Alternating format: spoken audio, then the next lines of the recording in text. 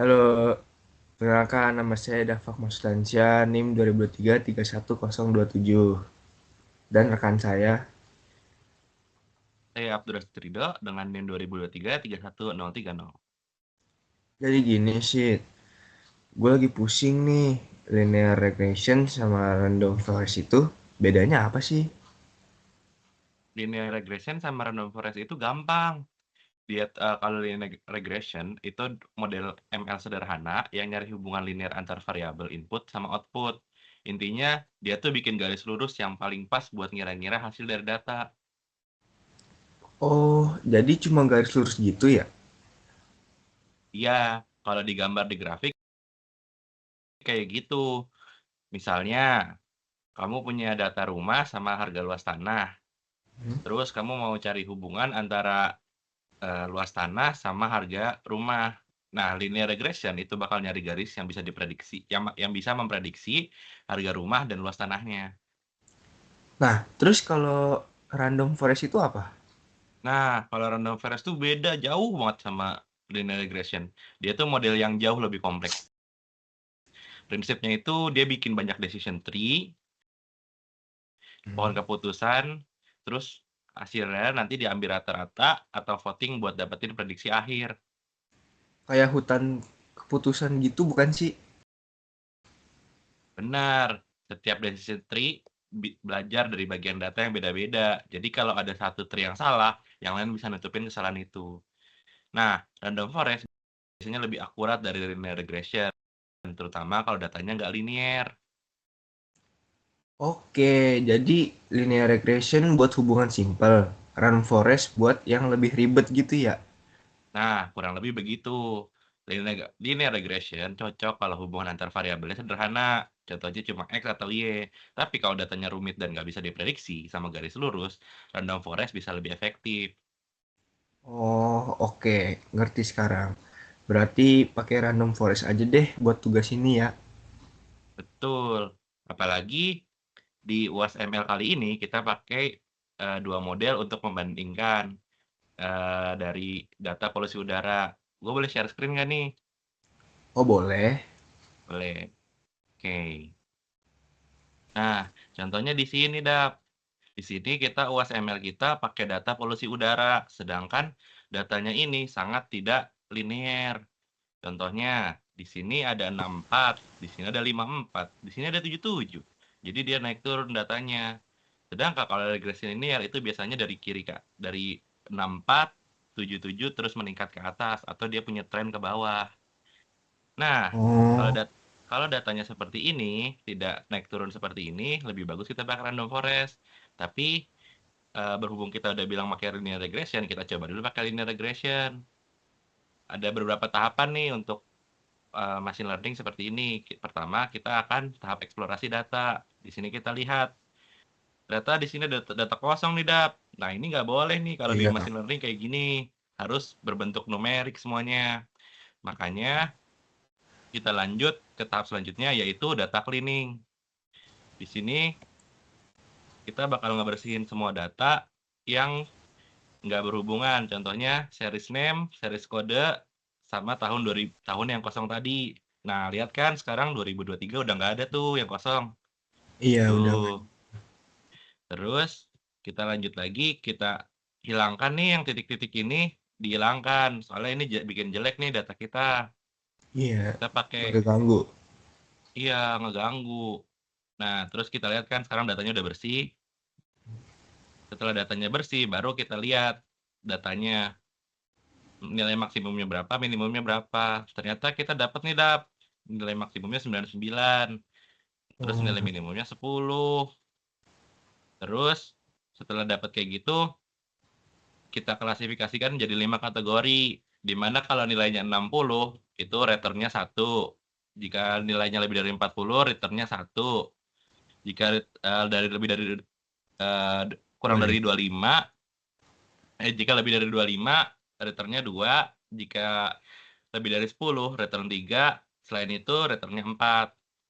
Nah, 0, 1, 2, 3, 4 ini menandakan seberapa sehat kategorinya. Contohnya, 0 ini sangat berbahaya nih buat kesehatan. Karena kita tadi bahas polusi udara kan. Iya, kita polusi udara. Nah, terus 1 nih tidak sehat, terus 2 nih normal, 3 itu sehat, 4 itu aman. Hmm, Setelah itu lanjut deh kita bikin data trainingnya. Iya, kita buat modelnya. Di sini kita pakai uh, linear regression untuk mendeteksi progresnya dari tahun ke tahun. Ternyata didapatkan nih, Dap. ya. Tuh, Oh iya, udah didapatkan ya. dia memprediksinya kalau pakai linear regression pada tahun 2030, Albania tuh tingkat konsentrasi pencemarannya tuh 60, sedangkan Bolivia tuh cuma 40. Tapi masalahnya nih, Dap, kalau kita pakai linear regression, nanti Hmm. hasilnya, nah, nih, mean square error-nya gede. Oh iya, 320 1.200 tuh, berarti dia 1.200. prediksinya sangat melenceng jauh. Hmm, Makanya tadi yang gue bilang random forest itu lebih bagus karena dengan kode yang sama random forest punya tingkat akurasi yang lebih tinggi. Dia dia ada di mana ya? Aduh, hilang lagi. Oke, gue lupa naruhnya di mana, tapi random forest itu lebih tinggi akurasinya. Tadi kemarin tuh ada mean square error rate dia cuma berapa? 300 kalau nggak salah. lebih tinggi berarti Oh ya. nih, mean square error rate dia cuma 84 bandingin sama 1.200 tadi, dah. Oh, Kecil banget, bandingannya jauh ya. kecil banget kan, padahal cuma ganti model doang. Iya. Terus nih hasilnya prediksinya menurut Random Forest pada tahun 2030 negara-negara Eropa nih kayak Jerman, Greenland menurut data sekarang itu prediksinya adalah mereka tingkatnya ada di 20-30 yang mana ini kategorinya termasuk sehat, Dap. Sedangkan negara-negara yang ada di seperti Albania, Australia, ini mostly negara Eurasia itu Hmm, prediksinya adalah di tingkat 100-an. Jadi sangat-sangat tidak sehat nih, Dap. berarti tinggi ya kurang kesehatannya. Nah, menurut lu data ini bisa kita taruh mana nih, Dap? Bisa kita taruh perusahaan kah atau pemerintah buat menanggulangi? Soalnya kalau Lebih dipredik, Hah? ya lebih baik ke pemerintah sih. Jadi biar semua warga tuh dikasih himbauan gitu. Oh, boleh sih. Terus kalau menurut lu kesimpulannya apa perbedaan sih dari random forest sama linear regression? Kesimpulannya, Iya, perbedaan dasarnya. Kan kalau tadi kan kita udah lihat tuh kalau misalnya eh, secara akurasi juga lebih tinggi. hmm, Kalau yang lu lihat perbedaannya apa sih yang paling mencolok tuh? menurut gua linear regression itu membuat garis lurus yang paling sesuai dengan data menggunakan metode least squares untuk meminimalkan selisih antara prediksi dan data sebenarnya. Hasil prediksi adalah nilai numerik kontinu. Kalau random forest membuat banyak decision tree dari subset data yang dipilih secara acak. Setiap pohon memberikan prediksi dan hasil akhir adalah rata-rata atau mayoritas dari semua pohon. Dapat digunakan untuk prediksi numerik, regresi, atau klasifikasi. Betul tuh, Dap.